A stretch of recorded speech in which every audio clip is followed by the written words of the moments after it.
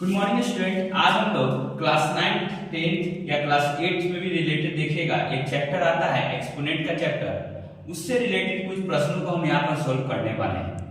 वो प्रश्न है एक्सपोनेंट के, मगर उसके पहले आपको कुछ चीजें जाननी होंगी।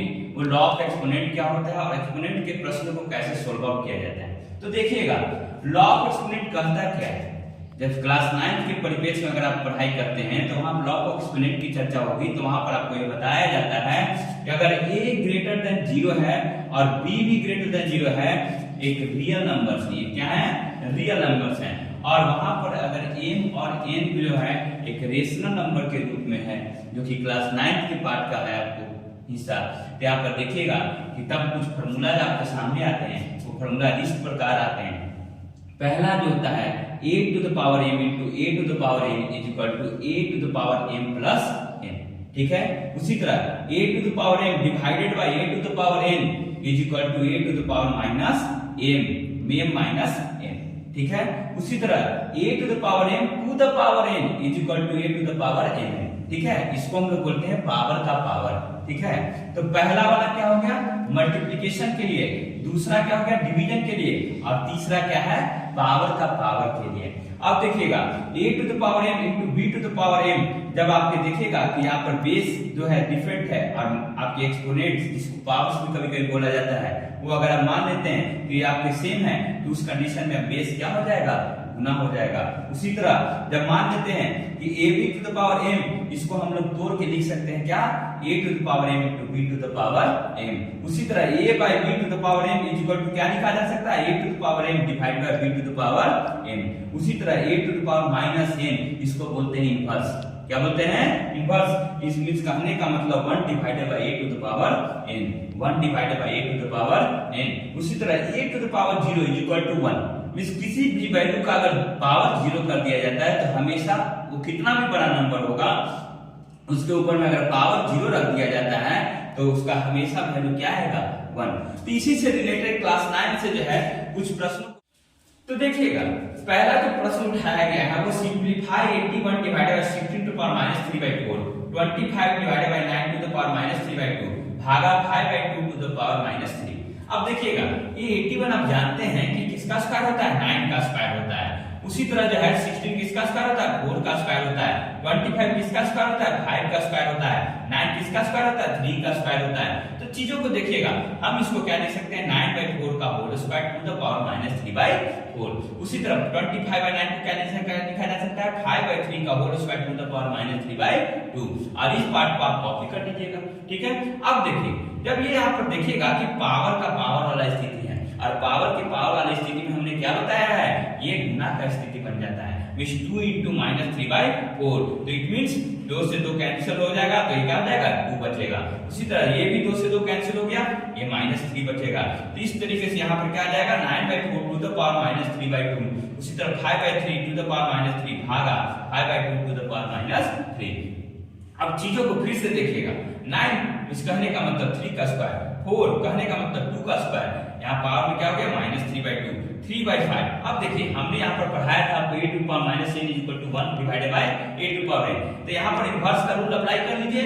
ठीक है। तो 5/3 to the power -3 is equal to क्या हो जाएगा? इसके अंदर वाले पार्ट को उल्टा कर दीजिए, तो 3/5 to the power 3। उसी तरह 2/5 ये भी उल्टा कर दीजिए, 2/5 to the power 3। अब यहाँ से देखिए, फिर से पावर की स्थिति बनने वाली है। इसका मतलब 3/2 to the power 2 into -3/2, 3/5 to the power 3। अब यहाँ पर डिवीजन है, तो डिवीजन को अगर मान लेते हैं कि मल्टीप्लिकेशन के रूप में चेंज किया जाता है तो नीचे वाला हिस्सा क्या हो जाता है? पलट जाता है।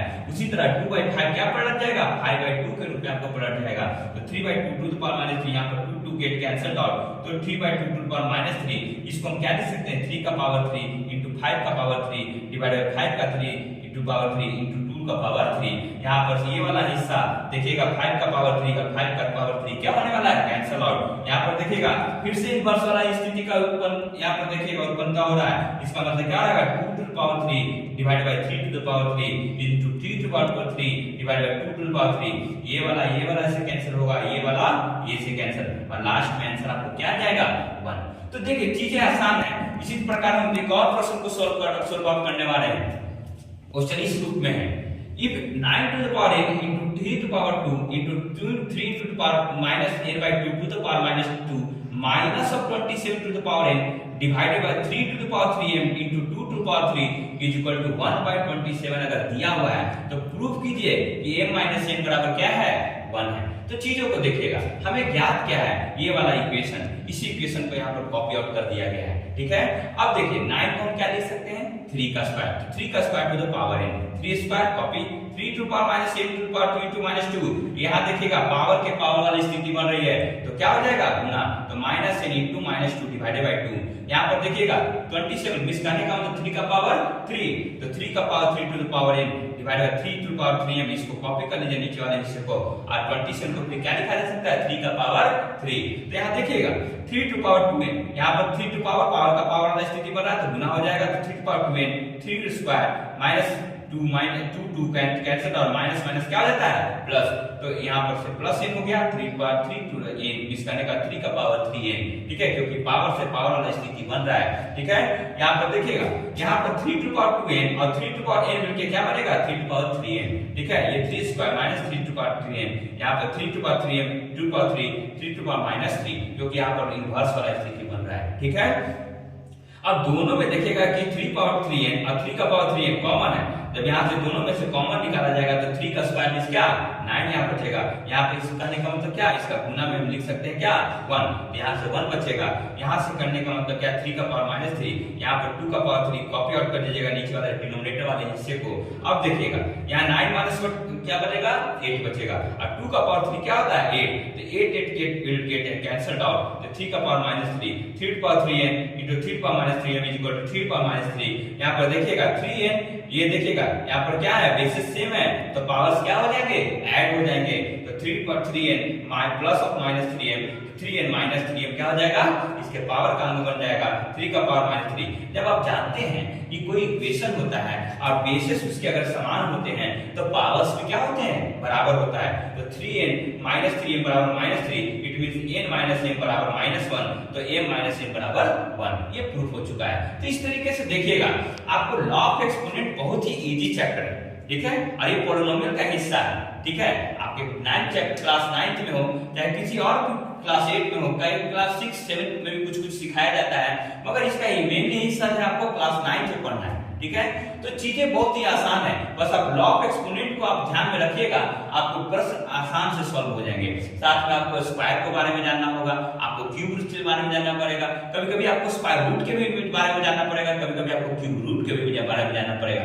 तो इन चीजों पर अगर आपकी कमांड होगी तो लॉ ऑफ एक्सपोनेंट के प्रश्न आपको कभी नहीं छूटेगा, ठीक है, क्योंकि ये बहुत ही आसान चैप्टर होता है, ठीक है। तो हमेशा हमारे साथ बने रहिए, हमेशा हम आप लोग के साथ जो है कुछ ना कुछ जो है प्रश्न को लेकर आते रहेंगे, और आपको अगर कुछ दिक्कतें होती हैं तो आप अपने कमेंट के रूप में प्रश्नों को लिख सकते हैं, उस प्रश्न को यहाँ पर हल करने की कोशिश की जाएगी। और हमारे साथ निरंतर जुड़े रहिए, हमारे चैनल को सब्सक्राइब कीजिए, लाइक कीजिए, शेयर कीजिए, ठीक है, और अपने प्यार के साथ जो है हमारे चैनल को आगे बढ़ाने की कोशिश कीजिए। आपकी मेहनत हमारी मेहनत मिलकर ये चैनल क्या कर सकता है, ग्रो कर सकता है, और आपके लिए हमेशा जो है यहाँ पर अच्छी अच्छी चीजें लाई जाएगी ताकि आपको मदद मिलती रहे, ठीक है। Thank you for watching this.